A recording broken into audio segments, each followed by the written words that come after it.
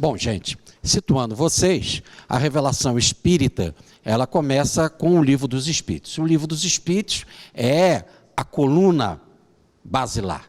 E qual é o método utilizado no Livro dos Espíritos? Foi uma pesquisa séria, uma metodologia científica que está alicerçada no Livro dos Médiuns. O Livro dos Médiuns explica os vários tipos de mediunidade e um método sério, utilizado também por Allan Kardec, para ser, podemos dizer, o canal para o surgimento do Livro dos Espíritos, que repare que é dos Espíritos, a revelação é do plano espiritual.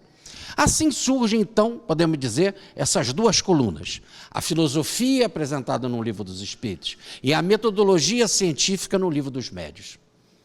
Mais tarde, Allan Kardec vai fazer o Evangelho segundo o Espiritismo, vai ser um ensaio em que ele vai fazer mostrando que o Evangelho, nessas duas bases da filosofia no Livro dos Espíritos e da metodologia do Livro dos Médiuns, poderia ser analisado na sua completude como sendo a obra basilar do desenvolvimento espiritual, moral da humanidade.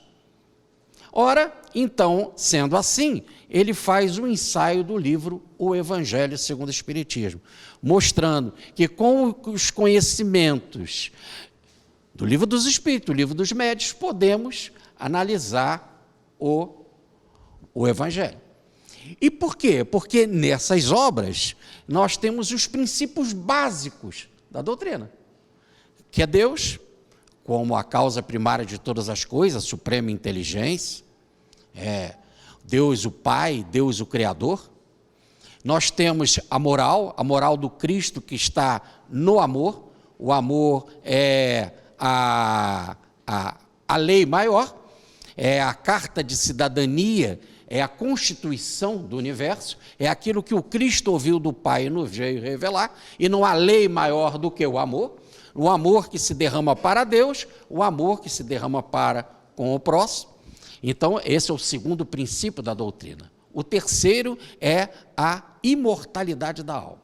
Não tem maior presente dado pelo Criador para a sua criatura do que sermos eternos e criados à sua imagem e semelhança, como está lá no Gênesis, na Gênesis de Moisés, no capítulo 1, versículo 26. Logo na introdução das Escrituras, nós temos essa nossa identidade com o Espírito Divino. Somos criados imortais porque somos a imagem e semelhança do Criador.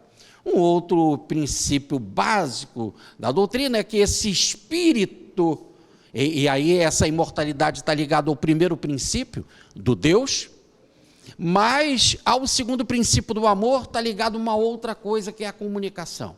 Quem ama quer se relacionar. Quem ama quer comunicar. E a gente se relaciona pela comunicação.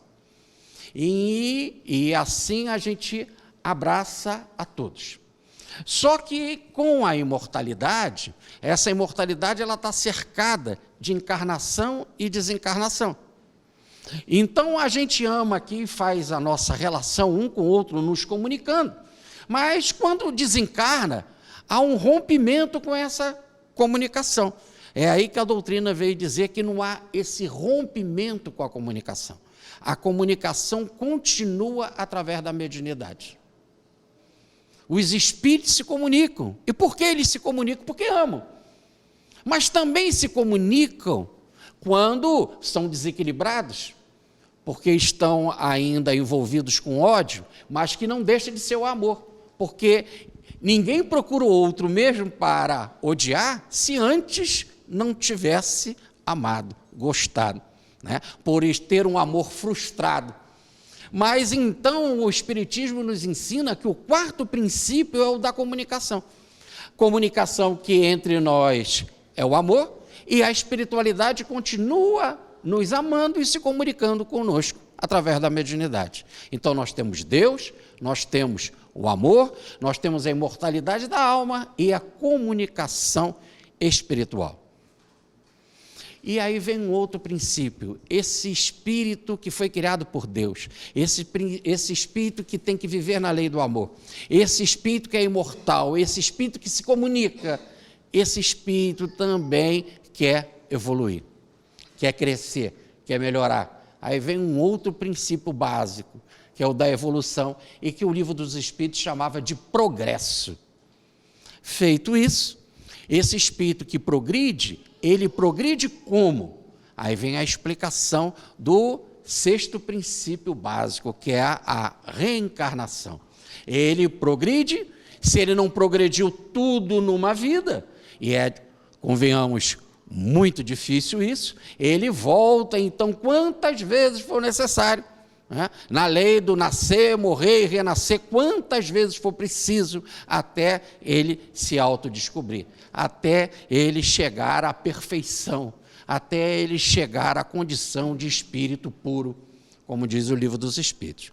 E aí ele passa pelas muitas reencarnações. Pergunta 67 do Livro dos Espíritos: qual a finalidade da reencarnação? Expiação. Aí na pergunta 68, pergunta Kardec: até quando o espírito reencarna? Até que ele se ache limpo de todas as impurezas. Aí na pergunta 169, repare como a sequência, 167, 68, 69, Kardec pergunta: isso é muito demorado? Aí os espíritos respondem: sim, as reencarnações são muito numerosas. E aí, quando termina o processo, ele se purifica. É a pergunta 113 de O Livro dos Espíritos. O espírito puro não precisa mais reencarnar.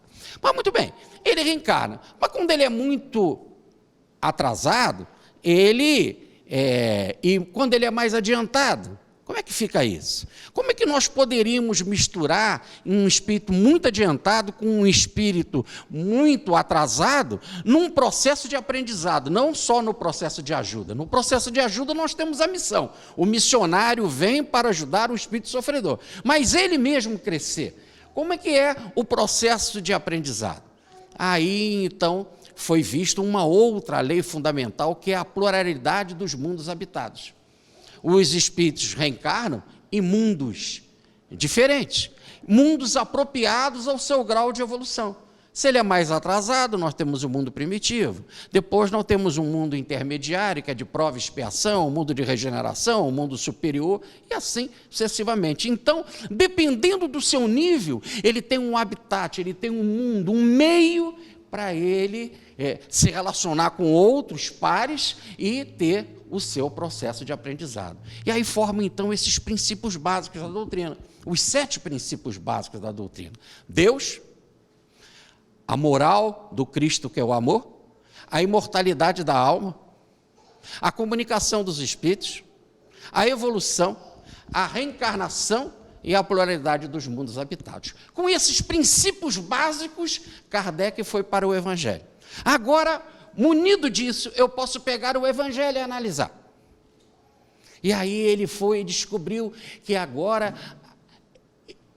esses pontos básicos resolviam aquilo que eram mistérios no Evangelho.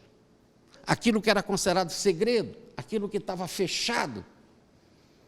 E ele, então, fez um ensaio com o Evangelho segundo o Espiritismo. É nesse momento, logo em seguida ao surgimento do Evangelho, que foi em 64, e com a sua edição revista e ampliada em 1866, é neste momento que surge a obra Os 4 Evangelhos de Rustem. Porque Kardec, nesse ensaio de analisar o Evangelho segundo o Espiritismo, ele só analisou 1/5 de todo o Novo Testamento. Apenas 1/5. De Mateus, Marcos, Lucas e João. E Jesus havia prometido: eu vos enviarei um Consolador, que falará de mim mesmo, e este Consolador que virá em meu nome, e falará da minha doutrina, vos explicará tudo, aquilo que não podeis compreender agora. Então era necessário que viesse uma mensagem para analisar todos os versículos bíblicos à luz da revelação espírita. É aí que está a obra de Rustem. Ela surgiu nesse mesmo momento, porque ela é extremamente igual, é semelhança, é cópia, é xerox do Evangelho segundo o Espiritismo, naquilo em que Allan Kardec analisou, e naqueles pontos que não foram analisados, ela dá todas as devidas explicações, baseado nesses princípios básicos da doutrina espírita. Por isso que diz o Álvaro os 4 Evangelhos de Rustem, no primeiro volume, na página 102, que é recomendável para se ter uma inteligência da obra Os 4 Evangelhos de Rustem, que se leia primeiro o Livro dos Espíritos e o Livro dos Médiuns. Ali nós temos as colunas da revelação. E aí você poderá compreender o Evangelho na sua essência. E o que a obra de Rustem ela traz de grande revelação? O ponto máximo, principal na minha visão, é o processo da evolução. E dentro da evolução, nós já vimos como é que se faz o mapeamento através das reencarnações sucessivas. Como que ocorrem as reencarnações? No processo da evolução, no planejamento espiritual, através dos guias. Por que a gente olha para o planeta e lá, na parte mais primitiva, é que começam as reencarnações? Por que começa assim no primitivo, no homem fera, no homem inferior, no homem agressivo, no homem que não sabia nem ainda, não tinha nem descoberto o fogo, não havia nem descoberto a roda, que até hoje são as 2 maiores descobertas do homem, até hoje, o fogo e a roda? Por que se começa com a inferioridade? Por que se começa quase que sem a opção do conhecimento, do homem extremamente feroz e agressivo? A obra de Rustem vem tocar nesse ponto e com ela explicar todo o motivo da dor, da onde que a gente veio, para onde a gente vai, por que a gente sofre, por que as reencarnações são expiatórias, em que motivo e por que motivo elas são expiatórias. E é isso tudo que nós vamos ver e será desenvolvido nas palestras de amanhã. Mas, com relação, no caso da maternidade, que é aqui o ponto em que a gente precisa tocar, nós vemos e chamamos a maternidade de uma bênção. Toninho aqui se emocionou profundamente, né, dizendo, puxa, e inspirado lá pela pergunta insistente do Manuel Sérgio, como que se passou de 30 partos para 250? E se a gente fizer uma reflexão, a gente acha estranho, porque eu vou à pergunta 67 do Livro dos Espíritos, que eu acabei de citar, e diz qual a finalidade da reencarnação? Expiação? Se é expiar, é pagar erros do passado. É essa a solução? E vem a obra de Rustem e diz, a reencarnação, no item 56 do primeiro tomo, a reencarnação não é uma necessidade, é um castigo. Ou diz o Livro dos Espíritos, é uma expiação. E mais,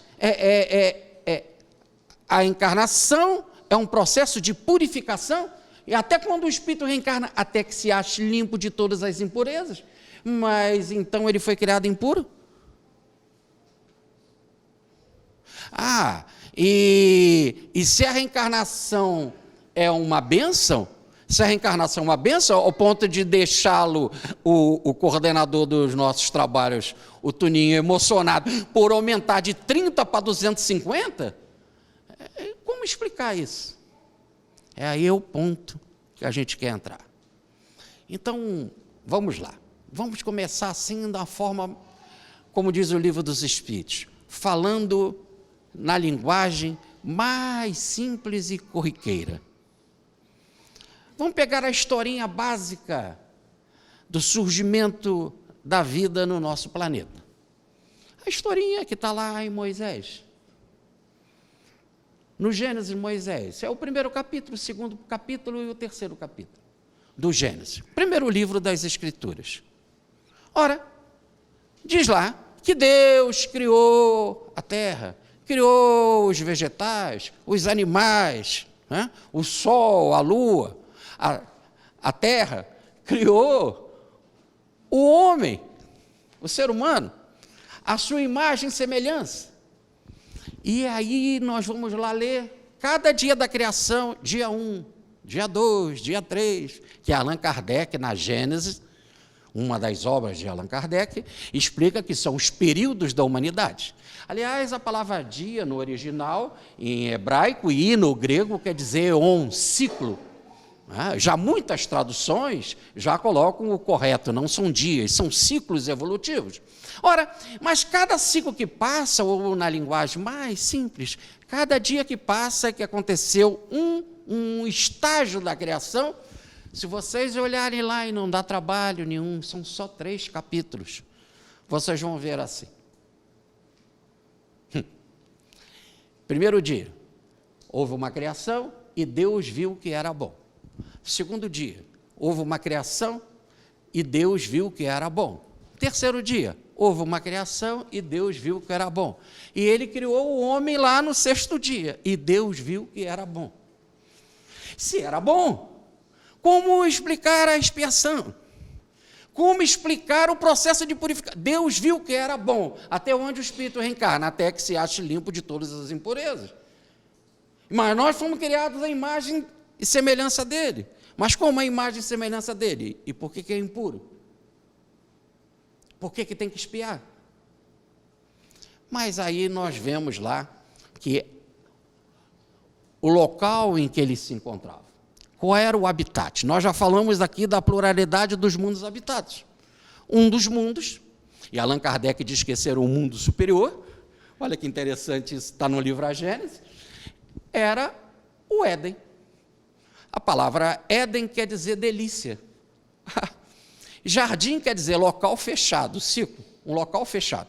Aliás, no jardim a gente fecha com aquele murinho, com pedrinhas, né? Isso é o jardim. A palavra jardim quer dizer algo fechado, um muro. E num recinto fechado ou num recinto protegido, inclusive tinha guardas para tomar conta. Tinha guarda para tomar conta, porque diz lá que os querubins estão tomando conta com espadas chamejantes, flamejantes, à entrada do Éden, para que ele não seja tomado de assalto. Então tem até policiamento na porta, e é legal que também no livro Nosso Lar nós temos também portões para entrar. Nós vemos no livro Os Mensageiros as baterias elétricas impedindo, como faíscas, também chamejantes de luz, impedindo determinadas entradas. Inclusive no livro Nosso Lar nós deparamos com o vigilante Paulo, que é o que autoriza quem deve ou não entrar na colônia. E tem igualzinho lá no Gênesis. Mas muito bem, só que o nome desta colônia, Éden, deste habitat, Éden é delícia. Então, quando o espírito foi criado à imagem e semelhança de Deus, foi colocado num local de delícia. É bem lógico, porque ele é a imagem e semelhança de Deus. E diz de forma maravilhosa o início do capítulo 3, que toda tardinha, Deus ia conversar com o homem no Éden. Não havia distância entre o homem e Deus nesse sentido. Podiam conversar. É lógico que nós estamos diante de uma imagem simples de Moisés. Imaginem que Moisés está falando isso há 3.400 anos atrás. Já há 2.000 anos atrás, 1.400 depois de Moisés, Jesus disse: há muitas coisas que não podeis compreender agora, eu vos enviarei um Consolador. Está certo? Já não se tinha conhecimento. Ora, é bom levar ele para beber uma água, levar uma água, botar uma aguinha ou mamar, né? Então, a colocação simples é que Deus vinha conversar com eles, numa intimidade, numa relação. E lá nesse Éden tinha regras. Como tudo na vida, tem que ter regra, tem que ter lei, para não haver desequilíbrio, né? Há princípios. Em todas os países, em todas as cidades, nós temos as suas constituições. E a constituição do Éden tinha determinadas regras que não deviam ser desobedecidas. E uma das condições do Éden era que eles não deveriam infringir esta lei. Um dia, começa assim um capítulo 3. O Senhor foi, à tardinha, falar com Adão. E chegou lá, não encontrou Adão. Adão, aonde você está? E ele, estou aqui escondido atrás da árvore. Mas o que aconteceu? Logo ficou claro, né? Ele se escondeu de Deus. Não foi Deus que se escondeu dele. E olha que situação. Nós estamos aqui no planeta, ouvimos de Jesus que Deus é amor e nunca ninguém viu Deus. O Pai sumiu da gente. Mas segundo Gênesis não foi isso que aconteceu, foi a gente que sumiu dele. A gente que se escondeu. Aí como que ele é amor e o cara não aparece? Não fala com a gente não sabe dele. E a gente tem que amar sem saber quem é ele. Cadê ele?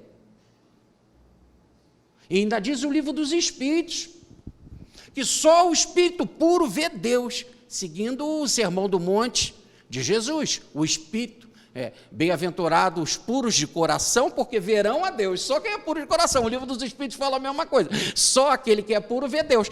Mas a gente reencarna até que a gente se ache limpo de todas as impurezas. Então, por enquanto que você for impuro, você não vê Deus.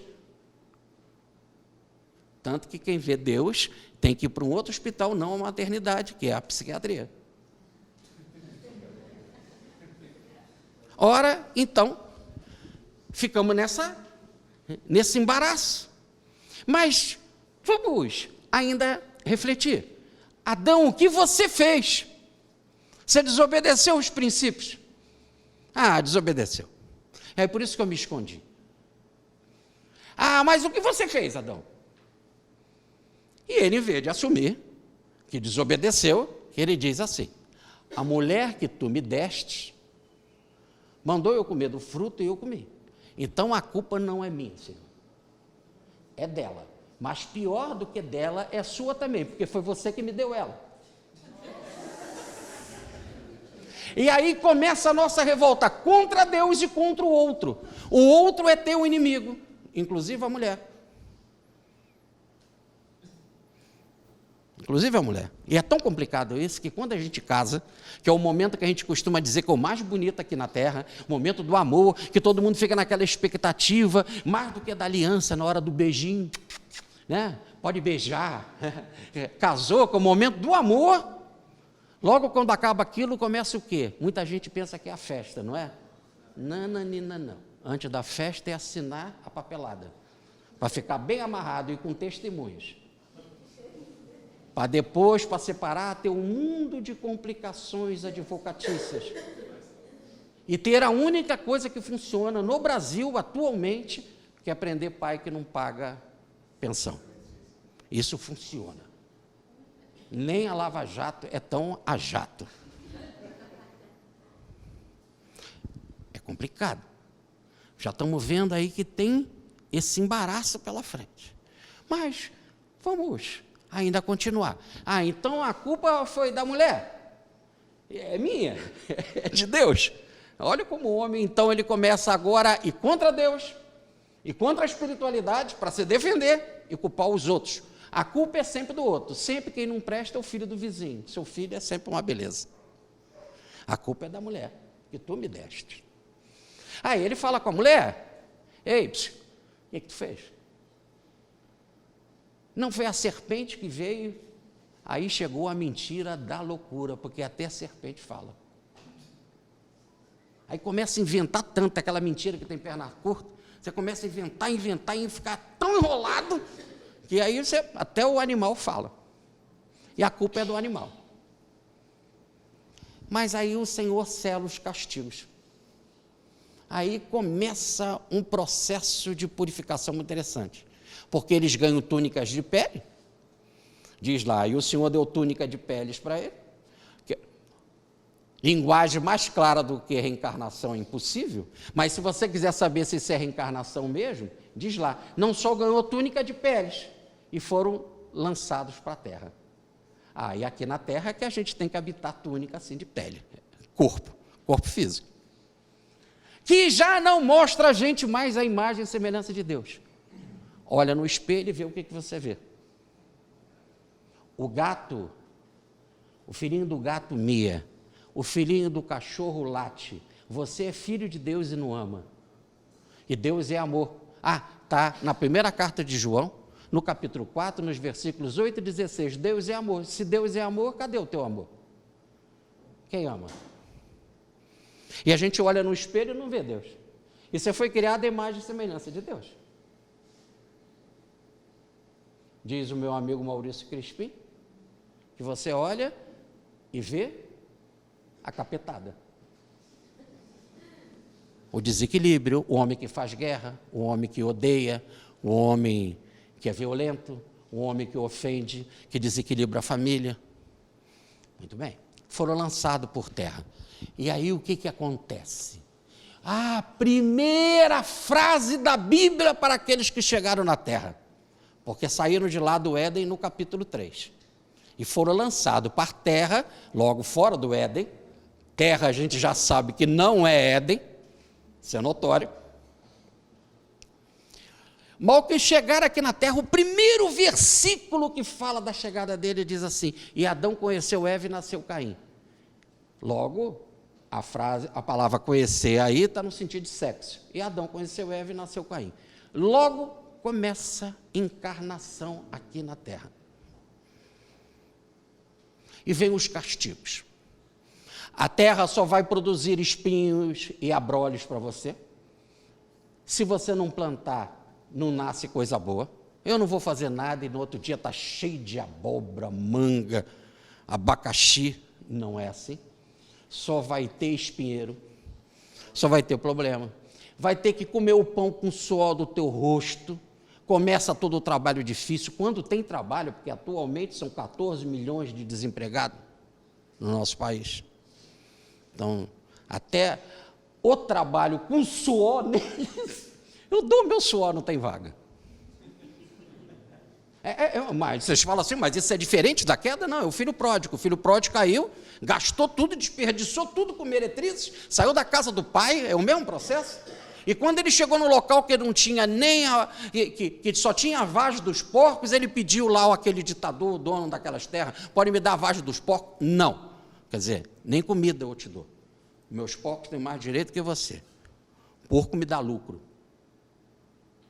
Situação complexa. Mas há algo ali interessante. Porque eles viviam antes no Éden e vem o castigo para a mulher.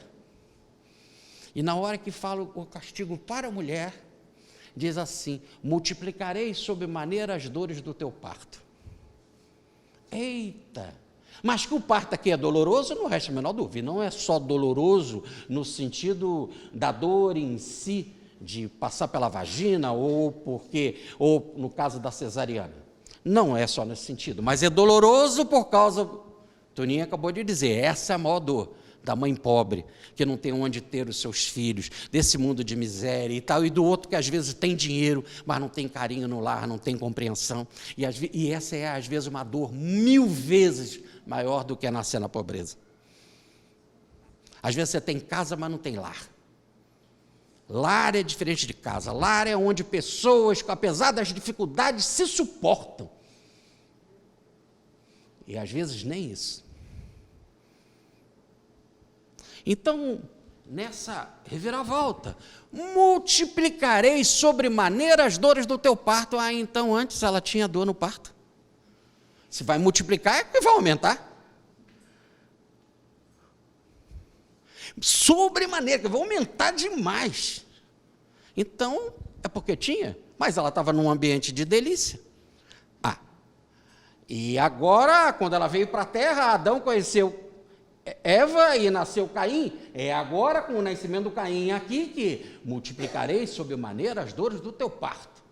Mas antes, quando estava lá, também tinha parto. Se eu multiplicarei, É porque tinha antes, sem dor, uma dor muito menor. É aí que entra a obra de Rustem para explicar, de forma maravilhosa. Ele diz que a evolução se passa assim, mineral, vegetal, animal, e depois, quando se chega ao animal os animais mais adiantados, que são os mamíferos, né, aí nesse exato momento se passa para o ambiente espiritual. Lá, através do magnetismo e da sonoterapia e de ação feita pelos prepostos do Senhor, por espíritos preparados para o parto do espírito, para o nascimento do espírito, ele dá o seu brado de eu existo, eu sou. E aí ele está bem tenro. É o primeiro momento em que ele diz eu. Aí a palavra Adão. A própria palavra Ad-Ram. Ram é eu. Ad é primeiro. O primeiro eu. O primeiro estágio evolutivo. Esse primeiro estágio evolutivo se passa onde? No plano espiritual. Diz o Livro dos Espíritos, em locais de preparação. Rustem em mundos ad hoc. Aí, em mundo de preparação, ele tem um primeiro eu. E aí ele recebe a ajuda espiritual de alguém preparado para ele. Diz o Livro dos Espíritos que ele não é abandonado. Que como a criancinha, ele vai ter proteção.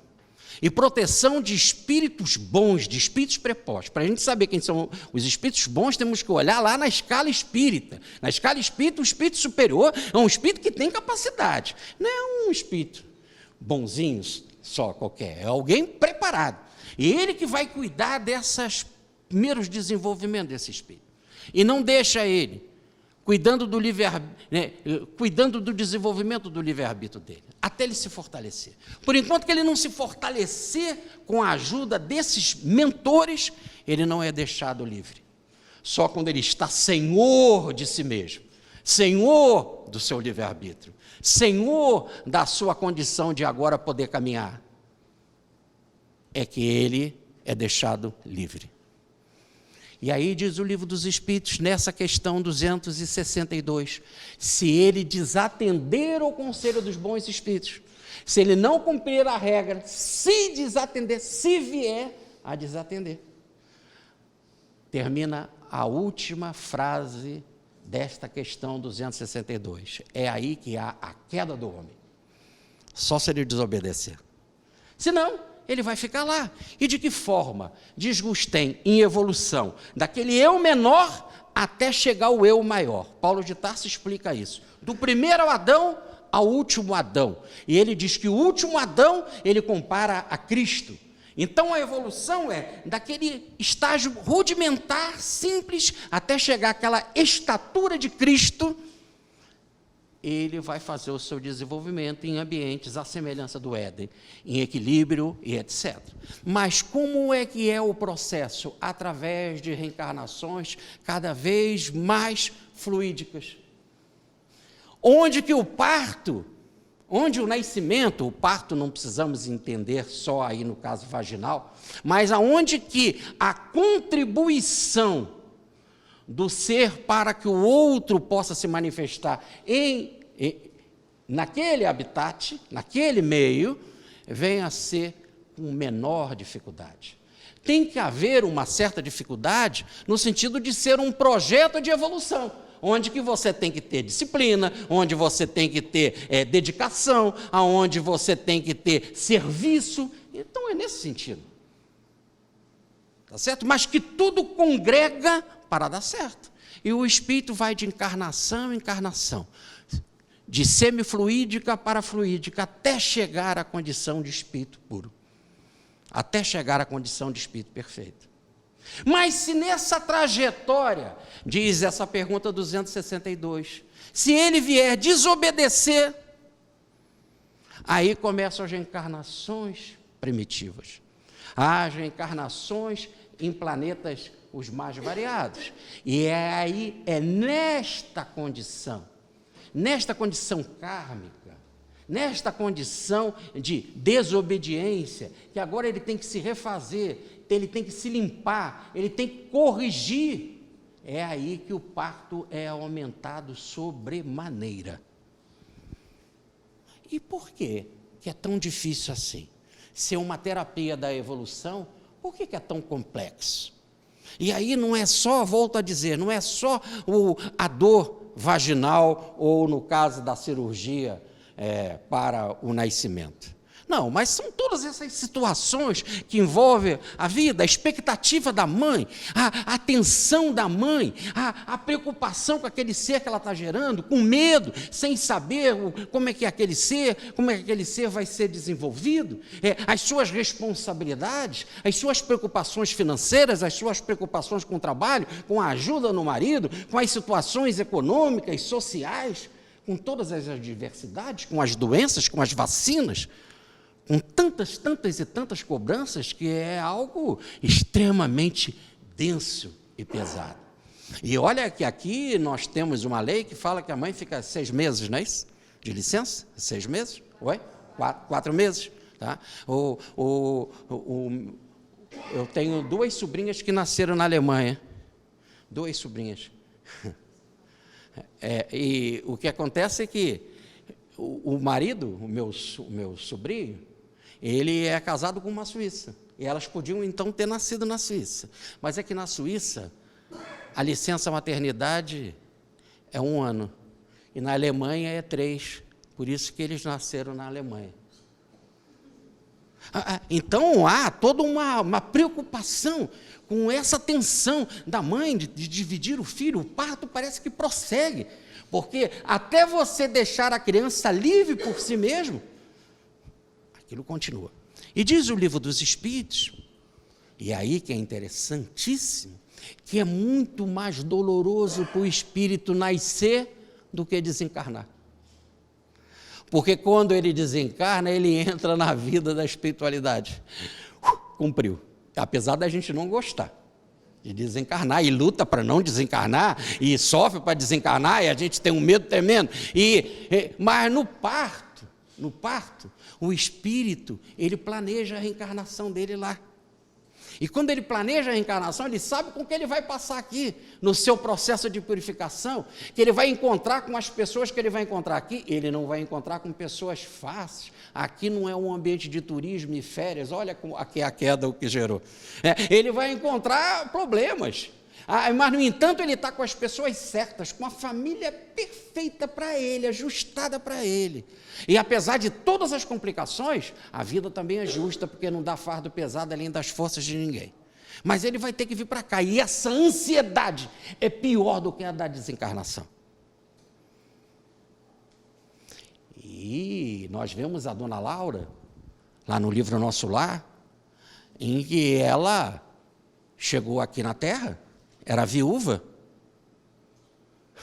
cuidou de 4 filhos, por 18 anos, como viúva. Depois desencarnou, foi para a colônia Nosso Lar. Na colônia Nosso Lar, ela cuidava de crianças e de doentes. Ainda abrigou André Luiz por 1 ano na casa dela. E ela, no meio do caminho, começou a lembrar de uma reencarnação dela problemática de 300 anos antes. E ela viu que aquela encarnação como Dona Laura, que ela ficou 18 anos de viúva, foi nada, e com aqueles filhos para criar e levar para o cristianismo, nada mais era do que uma preparação para ela se fortalecer para pagar aquela reencarnação de 300 anos. E ela foi para o plano espiritual, cuidou de crianças, cuidou de doentes, abrigou o André Luiz. E depois de tudo foi feita uma festinha no plano espiritual para ela reencarnar. Porque no plano espiritual faz festinha quando você vai embora. Também faz festinha quando você chega. Então teve uma festinha. E o ministro Genésio estava lá. E ela estava tensa. Olha, tão preparada. Um espírito. Ela estava tensa porque ia reencarnar. Será que eu vou conseguir? Entenderam? O que é a angústia do parto, que é muito maior, multiplicado sobremaneira. E ela estava tensa, e o ministro Genésio disse: olha, além de você ter se preparado como Dona Laura, ter como viúva, ter educado seus filhos, depois veio para cá, cuidou de crianças, e além de ter cuidado de doentes, dei a brigada André Luiz, de ser uma pessoa boa, saiba que você conquistou muitas amizades, e nós, como teus amigos, não vamos deixar. Mesmo assim, ela reencarnou com aquela tensão. Agora, isso nós estamos falando desse tipo de espírito. Imagina a massa humana, a tensão para reencarnar.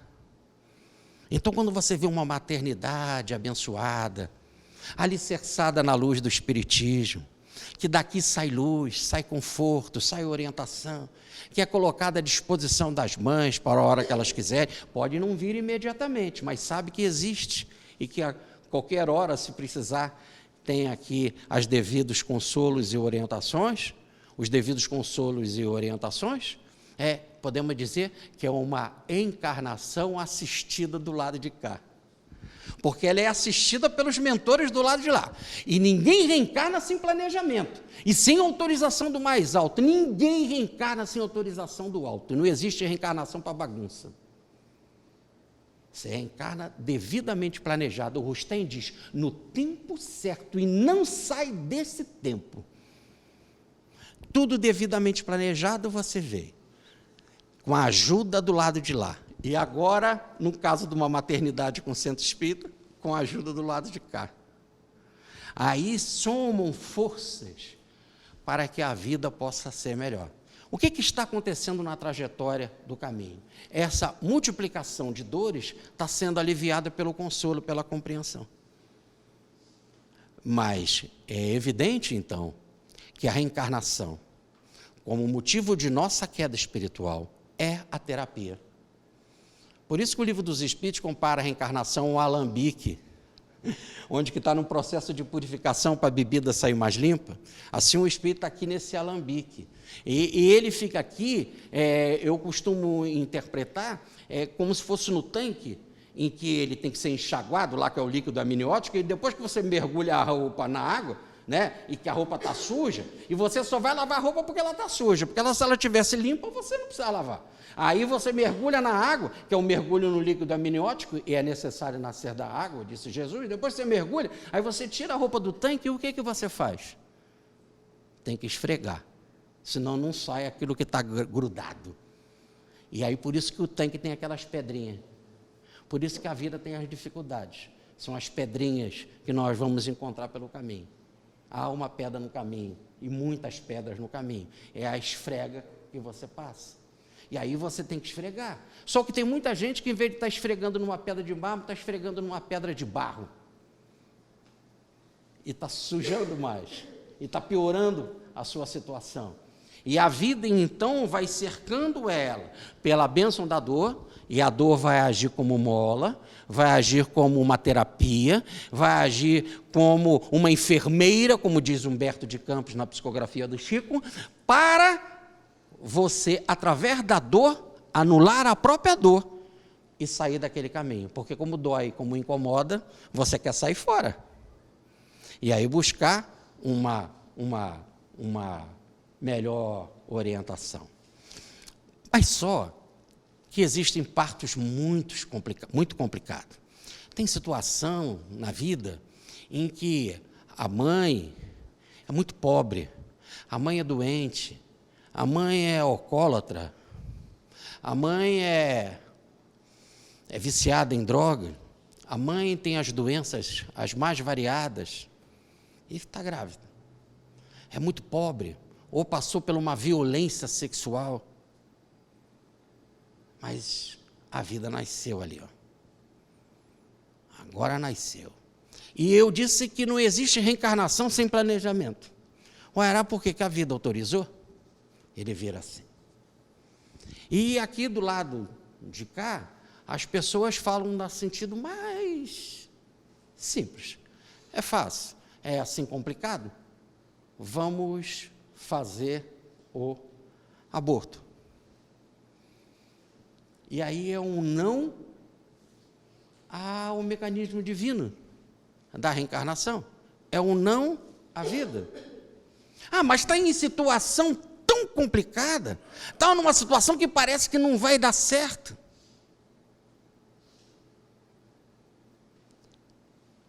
quem sabe o que é certo e o que é errado? Mas aí, antes eu queria falar de uma outra coisa, que é importante. Se a gente soubesse que ali tem um espírito reencarnando e tivéssemos a certeza do planejamento reencarnatório, aí a gente dava a mão à palmatória. Mas acontece que a maior parte da humanidade não sabe disso. Ela não conhece isso.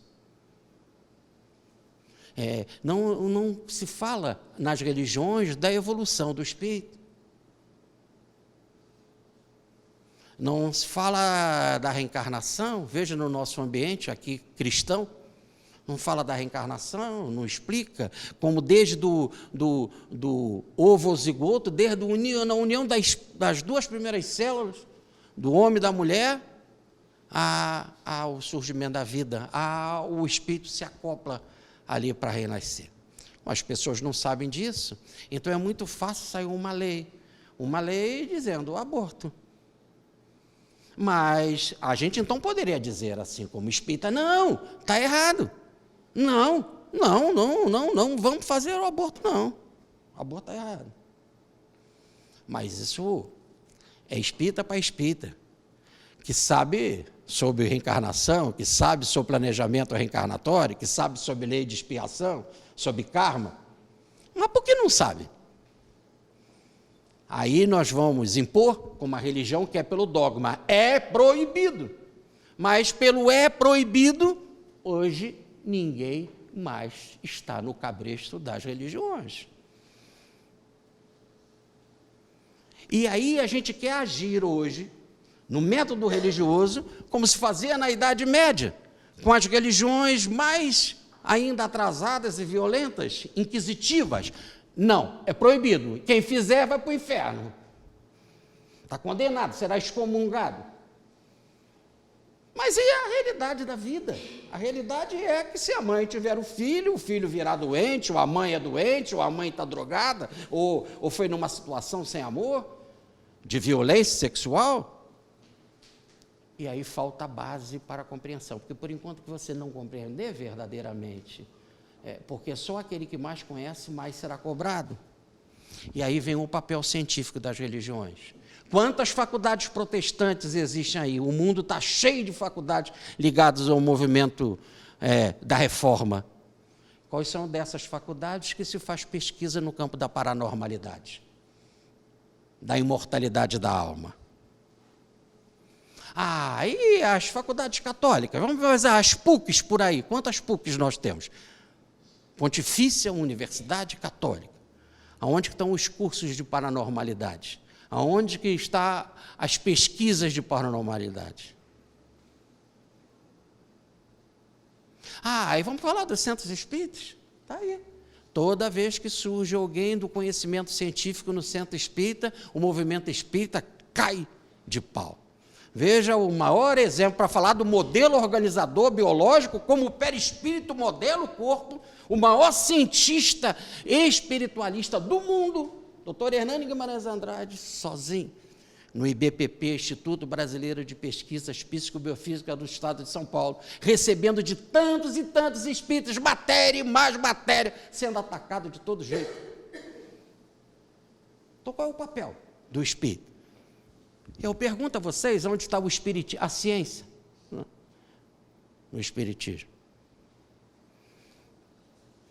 Então, esse trabalho que a gente faz de Rustem, de evangelho, é de conscientização para quem aceita isso, mas para quem não aceita. O que nós estamos fazendo de preparação para a ciência? Mas há algo, sim, que é muito importante. Eu vou chamar então o nosso querido Maurício Crispim, o doutor Maurício, que é médico, para falar da gente, para vocês. O seguinte, que há uma outra forma também da gente aprender. Situações de reencarnação, de parto complicadíssimas, de famílias complicadíssimas, tá certo? E que, apesar de toda a dificuldade, deu certo e deixou um grande exemplo. E esse exemplo pode sim, e aí deve sim, também com uma ciência, mas pelo lado do exemplo, sacudir corações, transformar corações, iluminar a consciência.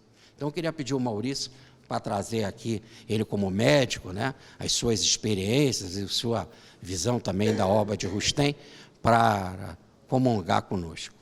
Era basicamente isso que eu queria dizer. Sem o processo da queda, nós não entendemos a reencarnação. Pessoal, antes eu vou contar duas historinhas. E uma história muito interessante naquilo que o Jorginho acabou de falar. Eu estava no lar de Madalena, lá do Cauí.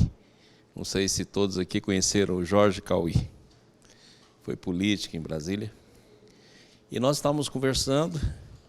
Ele pegou o jornal, Correio Brasiliense, e na matéria interna do Correio estava escrito assim: juiz autoriza o primeiro aborto em hospital público por estupro. Aí estava a reportagem, estava falando da mãezinha, o nome da mãezinha, e ele estava internado no Agarrás, que é um hospital de Brasília. Hoje é materno infantil. O Cauê virou para mim e falou assim: Maurício, vamos lá. Eu falei: Cauê, você ficou doido? Você é médico, você faz a gente entrar lá. Eu tenho uns amigos lá também, mas não vamos deixar essa mulher de jeito nenhum abortar. Vamos saber qual é o problema dela e a gente resolve. Falei: Caí, mas você vai entrar na intimidade da mulher sem conhecer? Ela não está aqui falando no jornal? Vamos lá. Aí nós saímos do lar e fomos para o hospital. Depois de 1000 peripécias, ele chega na mulher. Chegou para ela e falou assim: eu vim aqui me oferecer para ser pai dessa criança. Tudo o que você precisar, eu vou dar. E se você quiser, eu ponho meu nome como meu filho. E te dou tudo. A mulher ficou assim, e nós começamos a conversar com ela. No outro dia, no jornal, mulher desiste de fazer aborto. Então, eu achei muito interessante que eu fui levado de roldão nessa história. E no entanto, alguém que tomou uma atitude imediata. Uma atitude muito interessante. Quer dizer, foi lá oferecer apoio, não discutiu religião, não discutiu nada. Minha filha, para que abortar? Você está precisando de quê para ter esse menino? E a partir daí, ele conseguiu fazer uma mudança de conduta. E sobre história de parto, logicamente eu sou pneumologista, sou clínico, parto sempre foi algo que é chamado, né? Principalmente naquela época que não tinha ainda os especialistas da criança, a neonatologia estava começando e tal. Então, eu chamava sempre o pneumologista quando apareciam os casos respiratórios. Mas de todos os casos que eu já passei, tem um que é muito especial. Essa mãezinha, nessa época eu estava no Hospital das Forças Armadas, ela tinha feito tudo para ter o neném por parto normal, que era o sonho. Fez tudo. Pré-natal, ginástica e tal, bababá, bababá. E a bolsa rompeu, ela foi para o hospital. Chegou lá no hospital, o médico trabalhava lá, atendeu a mãe e tentou então fazer todo o procedimento para que chegasse no parto normal. E aos poucos as coisas foram complicando, aí tentou induzir o parto. Quem trabalha aqui na maternidade sabe o que eu estou falando. Deu uma distorção de colo, quer dizer, não houve dilatação. E aí, de uma hora para outra, a mãe teve uma queda de PA brusca e a criança entrou em sofrimento fetal agudo. E todo mundo que estava acompanhando o caso, eu também estava, ficou muito apreensivo e foi todo mundo correndo para dentro do centro cirúrgico. E a mãe muito, muito ruim, caindo a saturação, a criança em sofrimento, o batimento cardíaco subindo assustadoramente. E aí houve uma intervenção por cesariana, abriu, tirou a criança nasceu com apigar não tão muito bom, que é o estado respiratório dela, demorou um pouco para respirar. A mãe continuou um quadro muito, muito brusco, muito difícil, e naquele momento melhorou, passou um pouco, houve a melhora da PA, a criança voltou, tomou todos os cuidados, e no final tudo deu certo, e essa criança é meu filho, que é o Estevão, e que está aqui na TV Eles.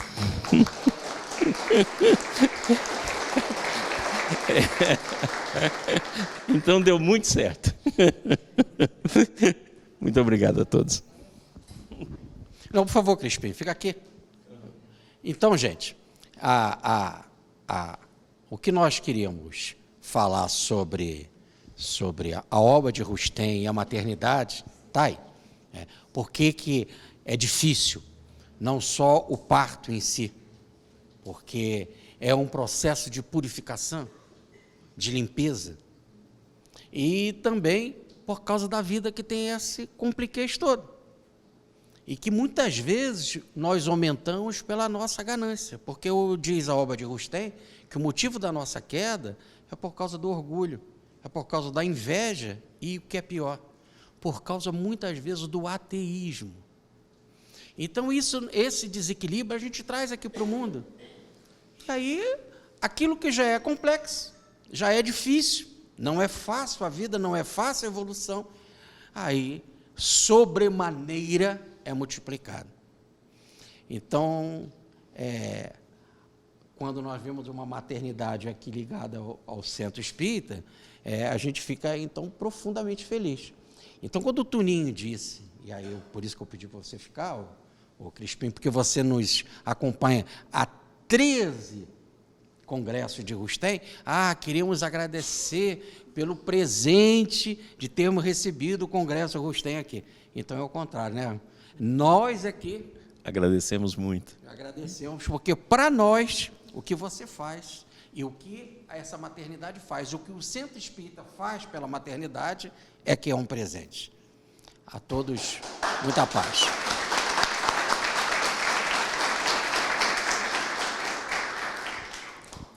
Muito obrigado por essa luz, por essa paz. E não temos palavra, né, para variar. Não tem. Eu quero dizer para vocês que espiritismo e parto, o centro espírita e maternidade é uma coisa tão boa que quando a minha esposa estava grávida do meu primeiro filho, do Lucas, nós estávamos conversando e ela ia fazer o parto normal, é o que ela queria. Nós estávamos conversando na cama e tal, ali e já de madrugada, a gente batendo um papo, quando ela diz assim, eu estou toda molhada, toda. Minha filha arrebentou a bolsa. Aí eu peguei o Evangelho segundo o Espiritismo, fui ler, fizer uma prece, aí eu liguei para o médico e disse, olha, já li o Evangelho, seu doido, sai daí. Pega o carro que lê o Evangelho, rapaz. Mas é que na nossa visão, Evangelho, à luz do Espiritismo, é fundamental para a reencarnação. Não nessa hora, né? O homem tem que ser bem atilado, né? Muito bem, muito obrigado a todos. E continuando, né? Para a gente fazer um encerramento, já que a gente está falando em maternidade, eu vou chamar uma pessoa ligada à maternidade para fazer a nossa prece de encerramento, representando todos os nossos colaboradores, né? Nós temos alguns aqui, agradecemos muito a presença de vocês. E eu vou chamar a Camila, que é um esteio, que é uma pessoa que deu muito mais do que o sangue por esse encontro, né? Grande parte de tudo isso que vocês estão vendo aqui foi a Camila Júlia que nos auxiliou, e toda a equipe, a Rafaela e todos aqueles nossos colaboradores que dedicaram com carinho por esse encontro. Então eu vou chamar a Camila para fazer a nossa prece de encerramento e agradecer para vocês essa noite.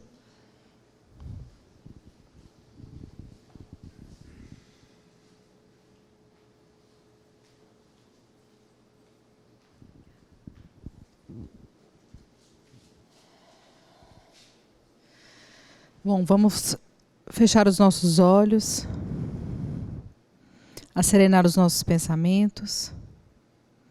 Te agradecemos, ó Deus, pela oportunidade deste encontro, por tantas vidas aqui neste momento reunidas em prol da educação do espírito, da educação da alma. Que todas as energias que aqui estão envoltas neste momento possam nos auxiliar nas nossas lutas diárias, durante este congresso. Que os irmãos encarnados aqui presentes, os desencarnados também, possam usufruir de toda essa energia, de toda essa luz que neste momento se faz presente. Que o Senhor nos ampare nas nossas deficiências, que o Senhor nos faça mais fortes, melhores hoje do que fomos ontem, e que nos abençoe hoje e sempre. Que assim seja. Para encerrar, eu tenho mais 2 coisinhas. Eu acho que não vai demorar nenhuma hora para a gente terminar. Mas a primeira coisa é que cada dia que passa, eu me sinto com uma palavra muito grande que é a gratidão. Porque todos esses lugares que eu passei por vocês aí, Uberlândia, Patrocínio, Catalão e aqui Anápolis, Deus me deu uma bondade, me deu a prova a cada dia de que se a gente perseverar, se a gente tiver força, a gente vai conseguir.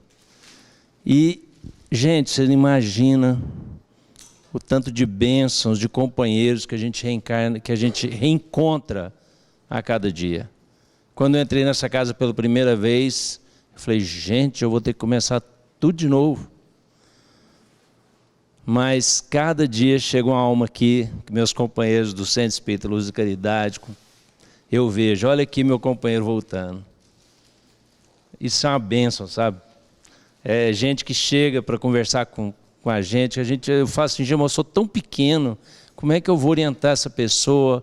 E aí Deus me deu essa oportunidade, eu quero agradecer esses companheiros que aqui estão também, que nós somos poucos, mas nós temos muito carinho um com o outro. E antes de terminar, quero lembrar que amanhã nós começamos aqui às 8 horas com a primeira palestra, né? Então vocês estejam aqui, que nós vamos ter muita coisa boa amanhã. São 2 palestras pela manhã, 2 palestras à tarde, ok? Então não percam, amanhã às 8 horas da manhã, aqui no nosso Centro Espírita Luz e Caridade. Uma boa noite a vocês, que Deus os abençoe e ilumine. Muito obrigado.